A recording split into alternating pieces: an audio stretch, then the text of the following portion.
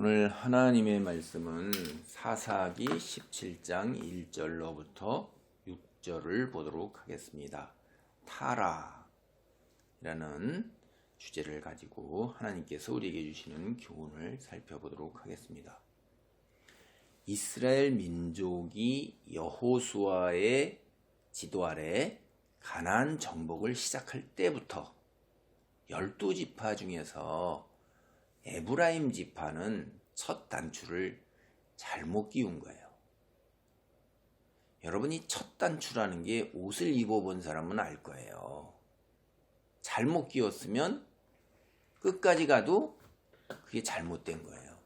그러니까 이 첫 단추라는 게 얼마나 중요하냐 하는 건 옷을 입어본 사람 말아요. 그래 풀러야 돼요, 다시. 저는 그런 적이 여러 번 있어요. 왜?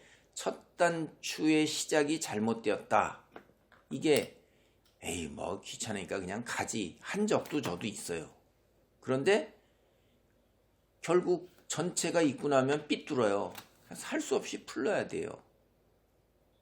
그래서 우리 여기 볼 때 이 세상 사람들의 입장이나 세상적인 관점에서 볼 때 이 소소한 잘못, 그거 뭐 그럴 수도 있는 거지, 이렇게 얘기할 수 있어요. 뭐 그걸 가지고 얘기를 하나, 사람이 대범하지 못하게, 통이 그렇게 작어, 그릇이 그거밖에 못해, 어떻게 큰 일을 하려고, 어떻게 지도자가 되려고, 어떻게 다른 사람하고 어울려 살려고, 이렇게 그 너무 소소한 잘못을 갖다가 이야기하면 그런 식으로 얘기하는 경우가 흔하다 이 말이에요. 큰 사람이 되려면, 최소한도 남들하고 어울려 살려면 그런 소소한 일들 못 본 척하고 넘어갈 줄도 알아야지. 그거 품어줄 줄도 알아야지. 이렇게 얘기한다 이 말이에요. 이게 형통과 편의적으로 그렇게 얘기하는 거예요. 임의적이라 이 말이에요, 이게. 그런데 이 신앙인은 하나님의 말씀을 기준해서 살잖아요. 근데 하나님은 우리에게 그렇게 말씀을 하지 않으세요. 아무리 작은 것이라 할지라도 절대로 용납할 수 없다. 이렇게 얘기하셔요. 내가 완전하고 거룩하니까 너희도 완전하고 거룩하라. 이렇게 얘기하셔요. 100%를 요구하시는 분이라 이 말이에요. 이 부분이 예전부터 신앙생활을 할 때 굉장히 힘들었습니다. 온전함을 요구하는 거예요. 이게. 우리 생각에 하찮게 보이는 것, 그리고 뭐 그 정도야 하고 아무것도 아닌 것, 이렇게 소소하게 보이는 것, 그런 것이라 할지라도 하나님께서는 지적을 하신다 이 말이에요. 용납하지 않으세요. 여호수아 10장 28절로 43절 단락을 보면 이스라엘 민족이 가나안 남쪽 지방을 정복하는 이야기가 나와요.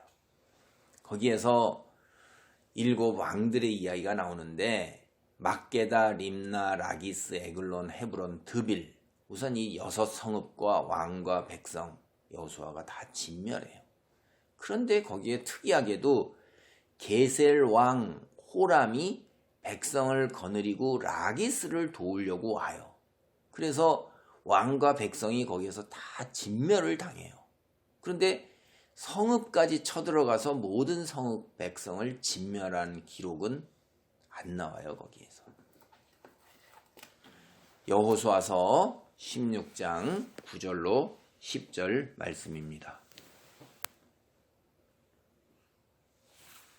에브라임이 게셀에 거주하는 가나안 족속을 쫓아내지 못하였으므로 가나안 족속이 그들 중에 거주하면서 노역을 하였더라.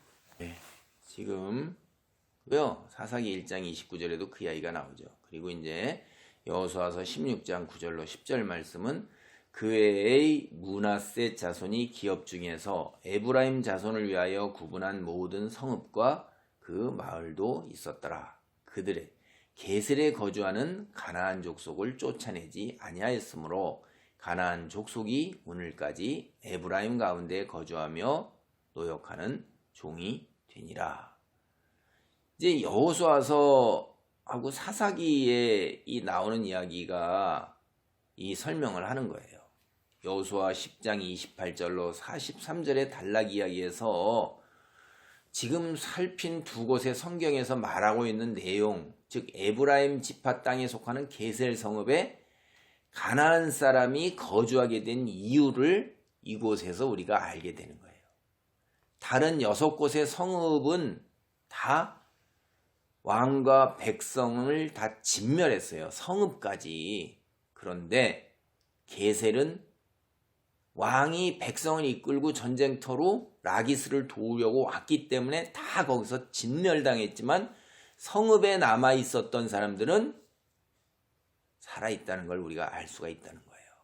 그래서 이 가나안 족속을 나중에 진멸해야 되는데 성읍에 있는 진멸하지 않은 거예요. 게셀 살려두었던 것입니다. 하나님께서 가나안 사람을 진멸하라는 말씀을 하셨어요.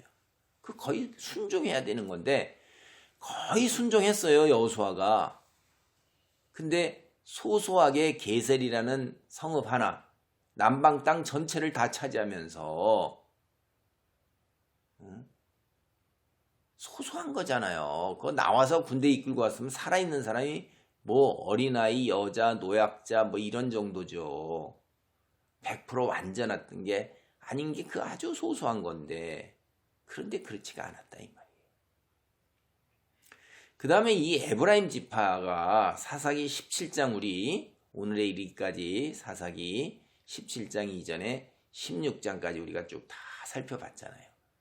거기에서 보면 에브라임 지파가 참 탐탁하지 않은 행동을 여러 차례 보이고 있어요. 기드온 시대에 그때 그랬단 말이에요. 기드온이 군대를 일으켜서 이스라엘을 미디안 족속의 압제에서 해방시켰어요. 그런데 뒤늦게 그냥 거들먹거리면서 공치사를 말하면서 기드온에게 와서 시비를 걸었던 거예요. 에브라임 사람 기드온이 승리하기 전에 미디안 이방인의 통치에 순응하며 살았어요.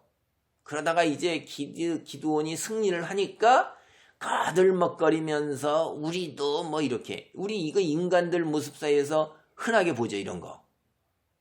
학교 생활하는데도 다 비겁하게 뒤로 있다가 뭐 되면 마치 자기도 뭐쯤 되는 것처럼 거들먹거리면서 이렇게 이따위 행동을 보이잖아요. 그 에브라임 사람들이 한 번만 그런 게 아니에요. 사사 입다에게도 똑같은 수작을 부렸어요. 근데 사사 입다는 그냥 두질 않았죠. 42,000명이나 죽여버렸어요. 에브라임 사람을.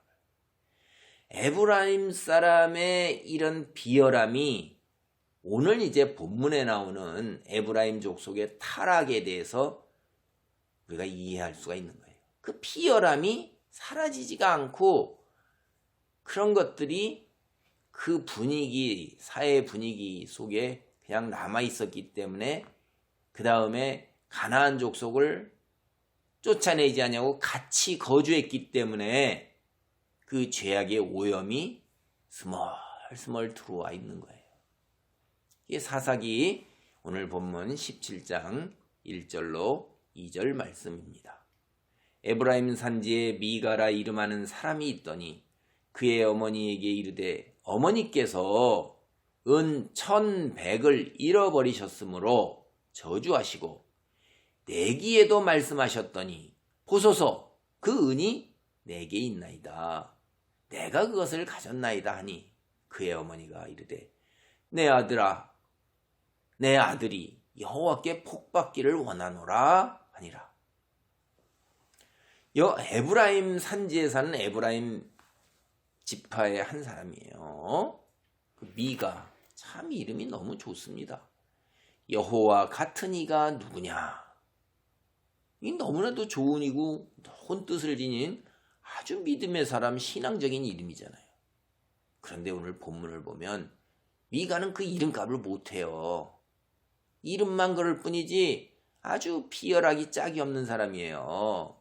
그는 어머니 돈을 훔친, 뒤에 가보면 우상 숭배자예요. 그와 연관된 이야기가 17, 18장에서 쭉 나와요. 그는 하나님 말씀 무시하는 자예요. 귀에 담지도 않는 자입니다. 하나님과 전혀 상관없는데도 그가 미가라는 이름을 지닌 게 이게 참 대단히 웃기는 일이에요. 진짜 역설적인 거예요. 세상적인 관점에서 하나님께서 형통케 하고 복받기만 바라기 때문에 이 어머니가 그렇게 지었을 거예요. 그 어머니 수준이 그러거든요. 성경을 보면. 사실 미가 시대에 하나님을 제대로 아는 사람이 하나도 없었어요. 하나님의 계시도 없었고 하나님이 나타나시는 일도 없었어요. 정말 안타까운 거죠. 미가의 어머니는 이제 은을 1100개를 도둑 맞았어요. 그래가지고선 분노해가지고 화가 머리끝까지 치밀어 오니까 막 훔친 사람을 입에서 저주를 퍼본 거예요. 근데 이 은 1100개라는 게 이게 굉장한 액수입니다. 이게 엄청난 액수의 돈이에요. 들릴라가 삼손을 넘겨주는 대가로 각 블레셋 방백들이 약속했던 금액이 이게 은 1100개예요. 1100세겔이라 이 말이에요. 어마어마한 거죠, 이게. 삼손이 몰락하는데 결정적인 역할을 했던 것이 은 1100세겔이에요. 들릴라가 은 1100세겔 거기에 넘어가 버린 거죠. 근데 이게 또다시 등장하고 있어요, 이게. 이게 도둑 맞은 돈으로 또 여기서 언급되고 있어요. 이게 별로 좋은 징조가 아닌 거죠, 이 은 1100세겔이라는 게. 삼손이 팔려간 그 대가 은 1100세겔 그것을 가진 들릴라는 파무파탈이라고 제가 말씀드렸어요. 재물과 관능과 거짓으로 얼룩진 그 들릴라는 이방인이고 들릴라는 배신자고 들릴라는 요부예요. 이게 들릴라는 여러 가지 면에서 볼 때 악의 화신이고 악의 기준이에요, 이게. 그런데 이게 성경 본문을 보면 미가라는 작자가 들릴라보다도 더해요, 이게. 이름이 미가인데. 밤의 여인이라는 들릴라보다 차라리 대놓고 그러죠, 들릴라는. 이거는 누가 하나님과 같으랴라는 이름으로 치장을 해놓고 그것보다도 더 넘어선 믿는 사람이 더해 라고 말할 수 있는 그런 거예요. 이스라엘의 가치관에서 볼 때 친어머니의 돈을 훔쳤다. 이건 뭐예요? 가족관계를 저버린 거예요. 가족의 돈, 자식이 돼가지고 어머니를 배반하고 뒤통수를 때린 거잖아요. 이게 보면 하나님의 말씀을 저버린 물질주의에 매몰된 추악한 악인에 지나지 않는다. 아주 세상 사람들 중에서도 부패한 인간이다라는 걸 아는 거예요. 그때 성경 본문을 보면 미가의 어머니가 1100세겔이라는 엄청난 돈을 도둑맞고도 뭐 타격을 입은 게 전혀 없어요. 매우 부자였다는 걸 알 수가 있어요. 이 미가, 이 집안이 대단한 재력가였다라는 걸 우리가 알 수 있습니다. 그래서 미가는 재물 욕심에서 돈을 훔쳤는데 그 어머니가 마구 퍼붓는 저주를 들으면서 그 저주가 자신에게 임할까 무척 두려웠어요. 그래서 은을 도로 가져온 겁니다. 그러니까 돈을 훔친 자가 자기 아들이었다는 걸 이제 알게 된 어머니는 자기 입에서 퍼댄 그 저주가 자기 아들에게 가져갈까, 임할까 봐. 내 아들이 여호와께 복받기를 원하노라. 이렇게 하면서 자신이 선포한 내뱉은 저주를 되돌리려고 하는 거예요. 근데 이 미가 어머니 같은 행위는 이게 당대 고대 근동에서 아주 그냥 다 사회에 유행하고 있던 주술, 거기에 근거한 거예요. 우리도 보면 주술적인 믿음을 가진 사람들도 오늘날도 굉장히 많아요. 뭐 예수의 피를 뭐 퍼붓노라, 예수의 피에 뭐 어쩌고 하면서 뭐 30번 50번 뭐 있다, 이런 거 보면 유튜브에 그런 사람들도 나오고 그래요. 그게 주술적 행위죠. 예수의 이름으로 뭐 50번을 하고 뭐 축복 기도를 뭐 같이 이렇게 하고 뭐 막 그걸 되풀이하고 막 그러고. 이게 우리가 주술에서 벗어나기가 굉장히 어려운 거예요. 이게 마치 여러분이 뭐 부두교라는 데서 뭐 연기 피우고 뭐 짐승 뭐 이상한 거 막 이런 거 같은 거 갖고 뭐 깃털 가지고 하고 뭐 이런 샤만들이 하고 이런 것만 주술이 아니라 그런 영향 속에서 우리도 뭐 어떤 특정 단어, 특정 이름, 뭐 특정 뭐 이런 거 가지고 막 자기가 퍼붓고 뭐 계속 퍼붓는다고 그래요. 그렇게 하면 예수의 보혈을 퍼붓노라 뭐 이러면 귀신이 뭐 다 물러가고 뭐 형통하게 되고 뭐 또 가문의 저주니 뭐 이게 다 주술적인 사상에 영향받아 갖고 이게 매몰돼 있는 거예요. 믿음을 가지고 있으면 이게 똑같은 거예요, 이게. 그래서 그녀가 이제 바알이나 다른 신의 이름이 아닌 여호와 이름을 언급하는 거 여기서 보면 하나님을 섬기고 있긴 있어요. 여기도 이게. 그러니까 여호와께 복받기를 원하노라 이렇게 얘기하잖아요. 하나님. 바알에게 복받기를 원하노라 뭐 이렇게 얘기해. 다곤에게 복받기를 원하노라 이런 얘기 아니잖아요. 이게 보면. 근데 여기 보면 그 신앙이 온전하지 않다는 거예요. 그녀가 이제 보면 아들이 여호와께 저주받지 않도록 하기 위해서 돌려받은 돈 1100세겔을 여호와께 구별해서 거룩하게 바치겠다고 그렇게 말하고 있어요. 오늘 본문 사사기 17장 3절로 4절 말씀을 봅니다.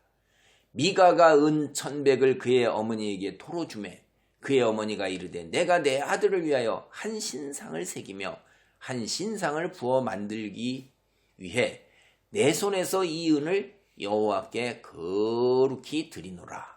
그러므로 이제 내가 이 은을 내게 도로 주리라. 미가가 그 은을 그의 어머니에게 도로 주었으므로 어머니가 은 200을 가져다 은장색에게 주어 한 신상을 새기고 한 신상을 부어 만들었더니 그 신상이 미가의 집에 있더라. 이 성경을 이렇게 읽어보면 미가와 그의 어머니 참 하나님을 믿고 섬기는 것 같아요. 굉장히 좋은 이야기 같아요. 근데 여러분이 배운 성경 말씀 기준으로 해서 한번 살펴보세요. 이게 문제가 있잖아요. 첫째, 미가가 돈을 훔친 것 출애굽기 20장 15절, 신명기 5장 9절 근거로 보면 하나님 말씀을 어긴 거예요. 출애굽기 20장 22절을 근거로 해봐도 미가는 어머니를 우롱한 거예요. 둘째, 율법에 따르면 미가는 어머니에게 20%를 더해서 배상을 해야 돼요. 그러니까 훔친 것은 20%를 더해서 주인에게 돌려줘라. 그렇게 돼 있고, 그리고 난 다음에 어떻게 하냐면 성막의 제사장을 찾아가서 자기의 죄를 용서받는 속죄 제사를 드려야 하는 거예요. 사사입다 하나님 말씀 무시했죠. 마찬가지예요. 여기서도 하나님께서 주신 율법 완전히 무시되고 자기 생각대로 하는 거예요. 그냥 미가 어머니. 응? 셋째, 그의 어머니가 저주를 선포하자 저주가 두려워서 돈을 돌려준 거예요. 아이고 내가 이거 가족 어머니를 배반하고 뒤통수를 때렸구나. 도둑질한 거구나. 나쁜 거구나. 이래서 돌려줘야 되는 건데 그죠?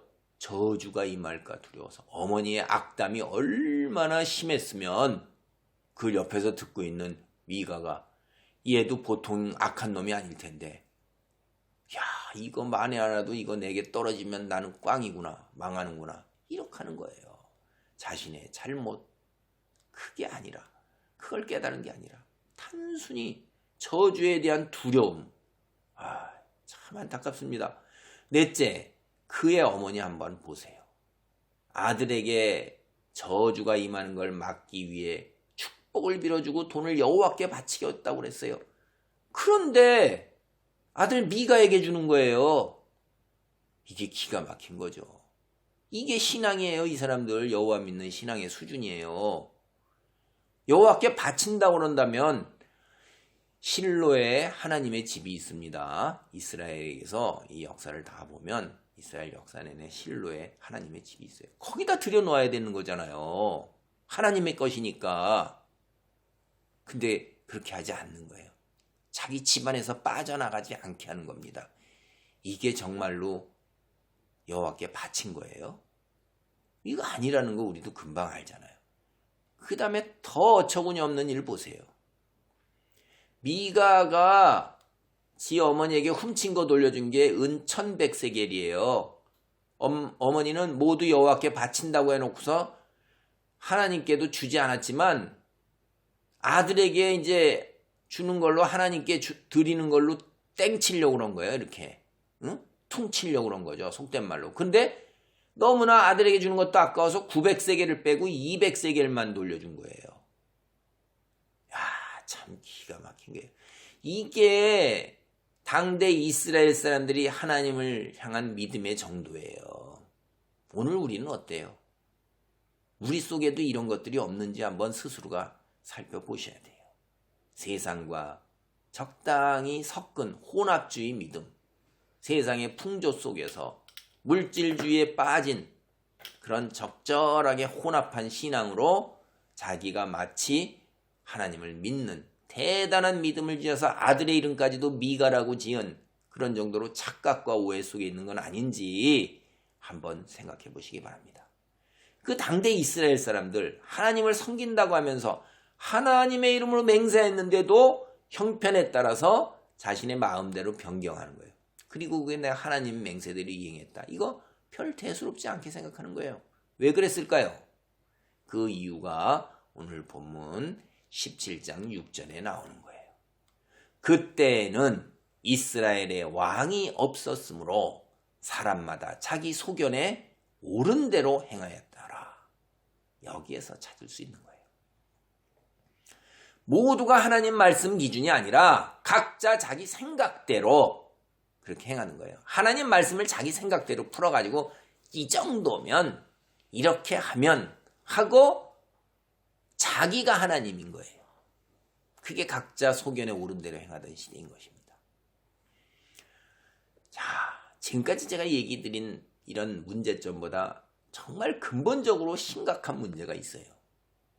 여호와께 드린다 해놓고 아들에게 돈을 주면서 은을 입힌 신상을 만들려고 그런 거예요. 이게 여러분 신상이라는 게 뭡니까? 돌이나 나무를 깎아 만드는데 여기에다가 부어 만든 신상을 옆에다 갖다 같이 붙이면 이게 이제 히브리어의 하나의 수사법이에요. 그렇게 붙이면 깎아 만든 신상에다가 금이나 은을 입히는 거예요. 무슨 말인지 이해 가시죠? 그냥 깎아 만든 것을 더 값나가게 하고 더 귀하게 하기 위해서 거기다 갖다가 금이나 은을 뒤집어 씌운다 이 말이에요. 부어 만든다는 게 덧입히는 건데 뭐 금방으로 덧입혔던 부어가지고 녹여가지고 그 위에다 덧입혔던 어쨌든 그 둘은 각각 다른 신상이 아니에요. 오늘 본문에서 보면 신상을 2개 만들었나? 하나 깎아 만들고 하나 주물로 해서 만들었나? 그런 이야기가 아니라는 것입니다.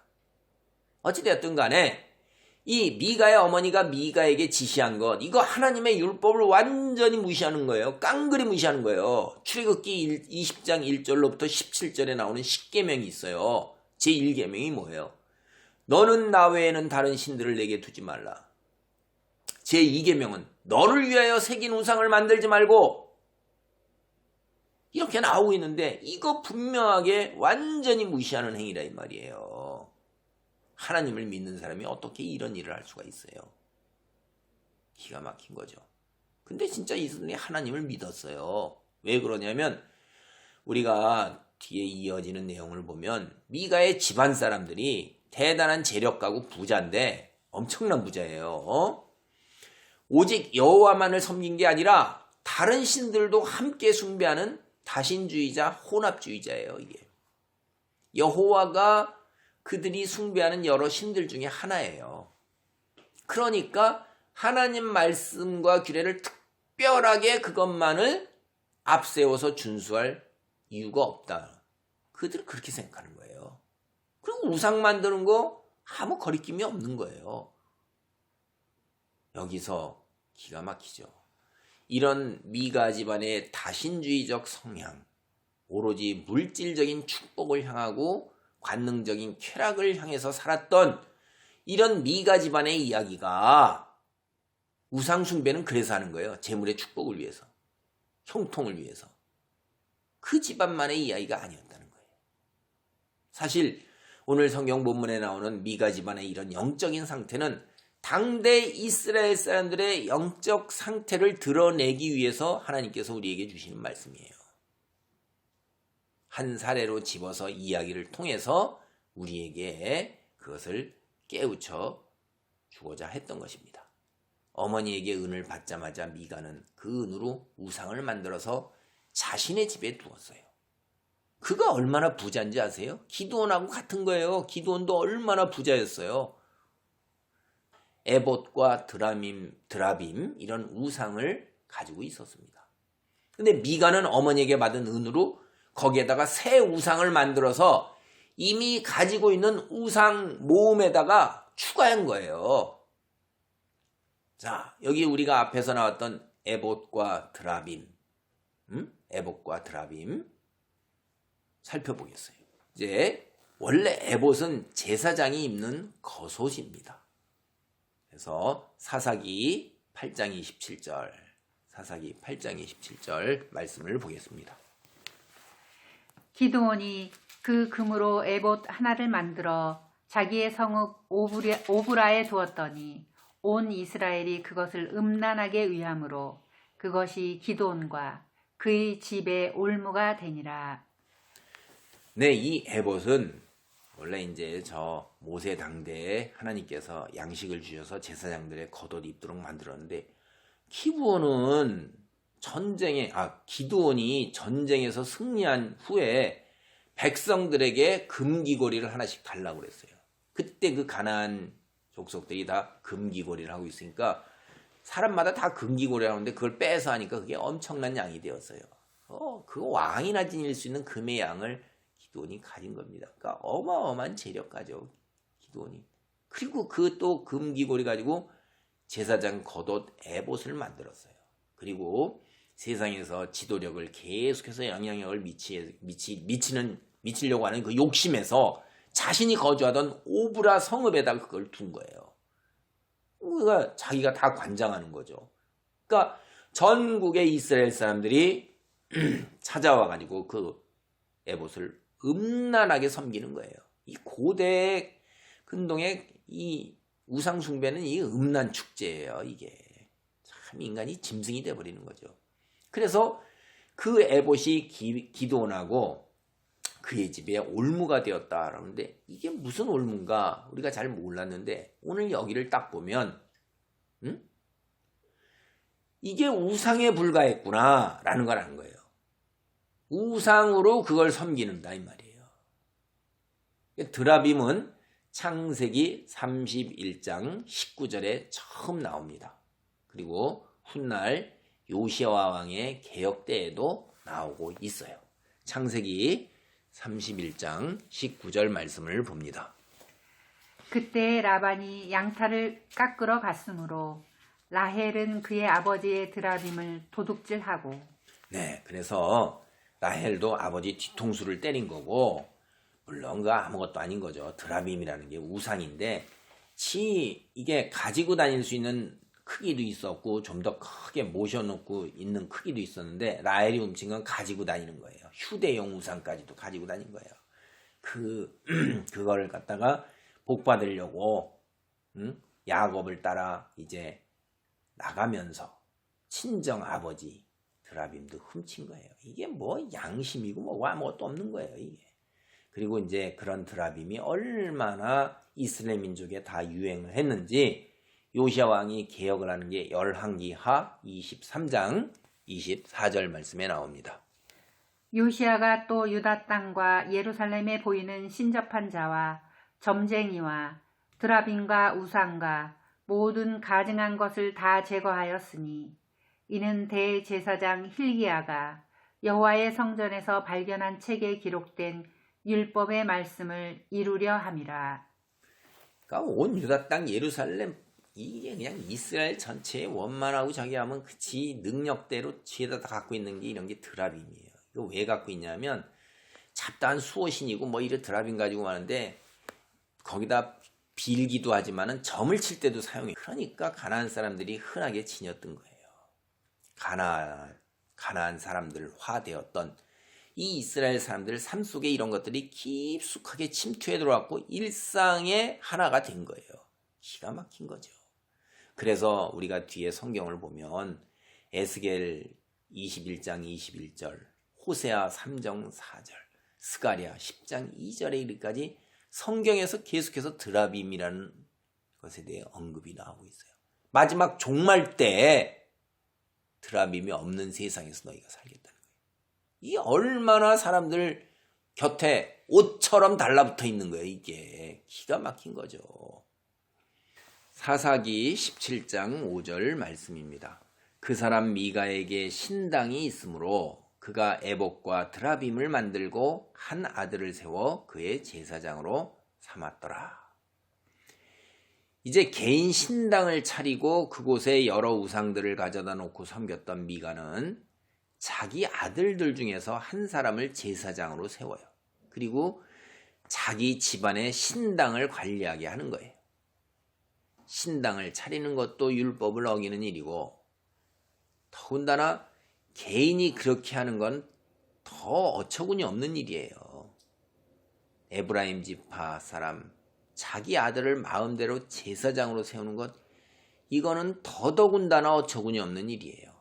하나님 말씀을 따르면 제사장은 오직 레위 지파, 그 중에서도 아론의 후손들만이 할 수 있는 직분인 거예요. 하나님께서 그렇게 세우시고 명하셨는데, 그러니까 하나님을 믿기는 믿는데 하나님 말씀과는 아무 상관이 없이 자신의 세상에서의 물질적 축복과 형통만을 위해서 우상처럼 끌어다 쓰는 거예요. 무당처럼, 주술처럼.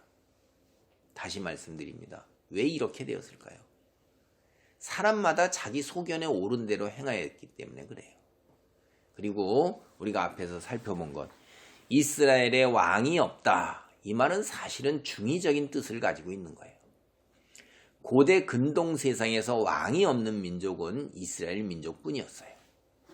이스라엘에 아직 왕이 없다는 것은 꼭 상설 군대도 없었다는 것을 이야기하는 거예요. 이스라엘의 왕은 누구냐? 하나님이셔요.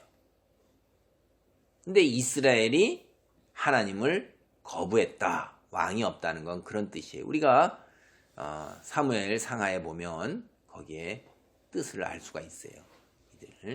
이스라엘이 하나님을 거부하고 세상을 따라간 것입니다. 이스라엘은 가나안 사람처럼 눈에 보이는 세상에서 부와 쾌락을 쫓아 살았어요. 그들이 추구했던 것은 가나안 사람들과 마찬가지로 세상에서 잘 먹고 잘 누리며 사는 것이 전부입니다. 경제적 풍요와 그런 것들을 통해 세상에서 제멋대로 살면서 육체적 욕망을 채우는 것이 삶의 전부였던 것입니다. 미가와 그의 어머니를 통해 우리는 자신의 믿음을 살펴볼 수 있습니다. 첫째로 나의 믿음은 세상에서 축복을 지향하고 있는 것은 아닌가를 생각합니다. 미가와 그의 어머니는 세상에서 엄청나게 큰 부를 지녔음에도 불구하고 여전히 더 큰 부와 형통을 추구하고 있는 거예요. 나는 어때요? 이거 생각해 보셔야 돼요. 현재 내게 주어진 것에 감사할 줄 알고 우선적으로 하나님의 백성으로 내게 주어진 소명, 하나님께 영광을 돌리는 거룩한 삶을 살고자 애를 쓰는 것이냐? 이 땅에서 내 성공의 목표를 향해서 돌진하는 것이 나의 삶의 우선인가 생각해 보실 필요가 있어요. 최선을 다하고 목표를 정하고 이 땅 위에서 그 무엇을 내 인생의 목표를 잡은 것을 향해서 최선을 다하면서 노력하지 말라는 이야기가 아니에요. 우선이 뭐냐 하는 거예요. 미가 그 어머니 상대 이스라엘 사람도 여호와 믿습니다. 우선이 세상에서의 부와 형통이었을 뿐이죠.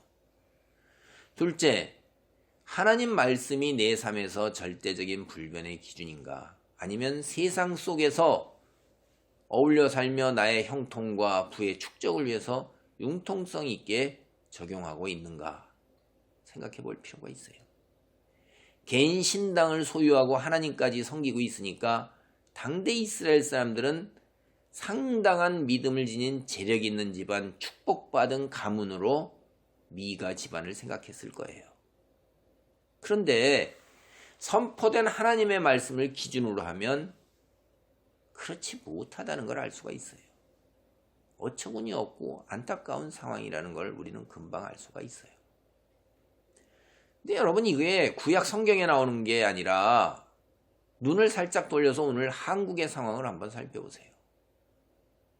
물질주의가 교회 안으로 침투해 들어왔어요.